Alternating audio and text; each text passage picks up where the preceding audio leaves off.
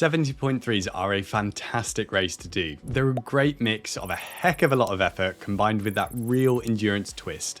And I've coached heaps of triathletes through them. Today, I'm going to go through the most common 70.3 nutrition mistakes and show you how you can fix them. Having worked as a sports nutritionist over the last 5 years, I've frequently seen these mistakes time and time again, and they can totally ruin a race. I don't want that for you. It's not fun to think about how many hours you might have spent training, and not to mention the entry fee, for it all to come crashing down due to poor nutrition. The good thing here is that by the end of this video, you'll know what those mistakes are and how you can stop them. And if you're new here, then hey, my name's James. I'm a registered sports and exercise nutritionist, and I'm a triathlete myself. I make YouTube videos on these sorts of topics, and I also do one-on-one coaching. And these nutrition mistakes that we're going to go through are common themes that I see crop up when I speak to triathletes. Having coached many triathletes through a 70.3, one thing I've found that is incredibly important to discuss before the big day is understanding intensity and how it affects one's ability to absorb nutrition. I've had triathletes who have come to me because they're frustrated when they've practiced their nutrition in training and it's all gone perfectly, and then on their race day, things haven't gone to plan. The truth is that sometimes we'll just never know. But one common theme is not adapting your nutrition plan based on the challenges of the day, or not understanding the impact that physiological stress has on you. In short, the more stress or exertion you put your body through, the less nutrition you can absorb. So if you practice all your nutrition during easy sessions or fan-called turbo sessions that aren't realistic of the climate of the day, then don't expect to be able to tolerate the same amount of nutrition during your 70.3. You need to factor things in like heat stress, dehydration during the race, fatigue, and anything else that might affect you. So for example, this might actually mean aiming for fewer carbs and a more of a focus on hydration if it's particularly hot or humid, because that might be more important. And another thing is that we all like to chase people on the bikes or get carried away at the start. And that's kind of fine to a point, and it might be the right move, but you need to know that working harder means more stress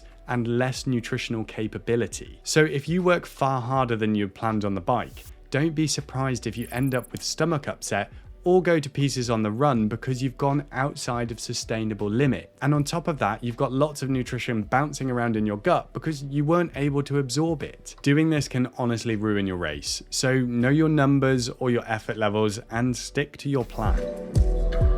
The next mistake might surprise you, and it's taking on too many carbs. There's this notion that more is better, and to a point, that is true.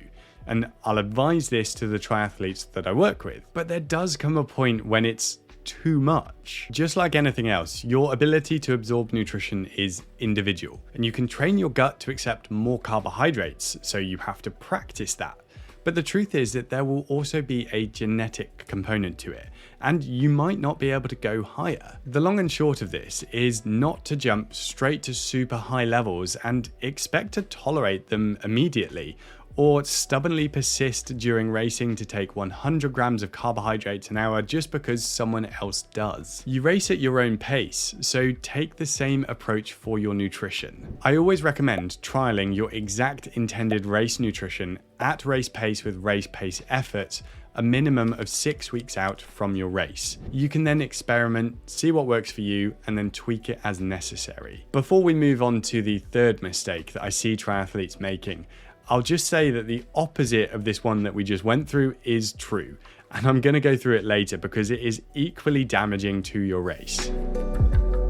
Next on our mistake list revolves around sodium and how much of it you consume. You may have heard lots of confusing or conflicting statements about sodium. Some say you don't need to consume any because your body can regulate everything itself, and others say you need a lot. I would say it's important over a 70.3 triathlon in terms of hydration, but you don't need to go nuts on it because the relative duration isn't as long as an Ironman. There's a range of sodium to aim for, and if you're in that range, then you're going to be putting yourself in a strong position. To give some context, sodium is a mineral involved in many processes in the body.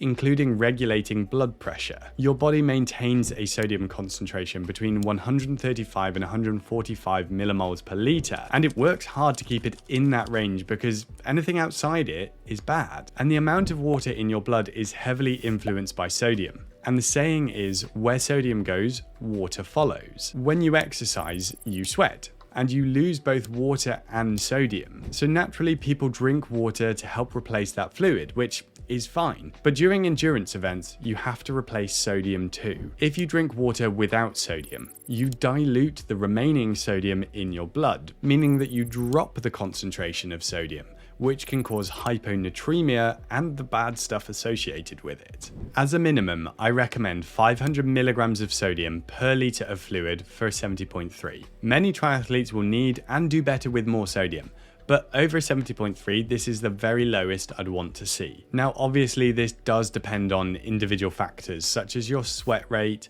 what conditions you're racing in, but that's a good benchmark figure. The added benefit here of making sure that you keep on top of your sodium comes back to that saying that I mentioned of water following sodium. Generally, you'll find better absorption of fluid when it contains sodium, so it'll also help you to hydrate better. This in turn should help pretty much all of your race because things like your thermoregulation and your ability to absorb carbohydrates will be better as a result of being better hydrated. The next big mistake that I see is not planning the aid stations, whether that's for the bike or the run. Now, this might sound simple, but knowing where and when the aid stations are, what nutrition they have, and what you could use in an emergency, or for example, how you're going to fuel the run, is so important. Now, you know the saying, you should never try anything new on race day. So if you're planning to use the course nutrition for the run, you need to check what they supply and test those products out. You need to know that you can tolerate the taste, the texture, and it's worth experimenting to understand how easy they are to open whilst on the bike or run. You should also know in advance how many carbs and how much sodium they contain and how that fits with your desired intake. If you've ever done a 70.3, then you'll know that your capacity to do mental maths on the run is going to be severely limited. 20 grams of carbs plus 20 grams of carbs is... So reducing the mental load and having everything mapped out in advance is incredibly useful, and it's something I always advise to my one-on-one client. The other side of this is that unfortunately things can go wrong on race day, and knowing what's on offer at any point will make you feel so much more comfortable going into a race. So for example, if you lost your race nutrition or you lost a bottle on the bike, race day is already stressful enough, contending with an early start, breakfast, Portaloo queues and whatever else. If you're in England, probably awful weather and not being able to feel your fingers. But this means having one less thing to worry about, which will let you focus on more important things like racing. I vividly remember a scenario where I analysed a new client's race nutrition for a previous 70.3. After totaling up the numbers, they averaged around 35 grams of carbohydrates per hour. For a 70.3 race, the minimum I want to see is 60 grams of carbs per hour averaged over the race. Anything less than that will significantly impact your performance in the latter parts of it. No one wants to bonk in the run. Fat and carbs are both energy sources, but when it comes to racing, dietary fat has no short-term energy contribution, and you essentially have unlimited stores of it anyway. Carbs can run out though, because you only have enough for about 90 minutes of hard, steady exercise. And if you do run out, you'll hit that metaphorical wall and feel dreadful. Work out how many carbs an hour your current plan will give you, and then make sure it's a minimum of 60 grams of carbs an hour over the race. Aim for a slightly higher intake on the bike and slightly lower on the run, and make sure you practice this strategy in training. So there you have the big mistakes. You know what to avoid. If you want to learn the complete ins and outs of 70.3 nutrition, including carb loading and how to fine-tune your race nutrition, then watch this video here where I run through a full guide.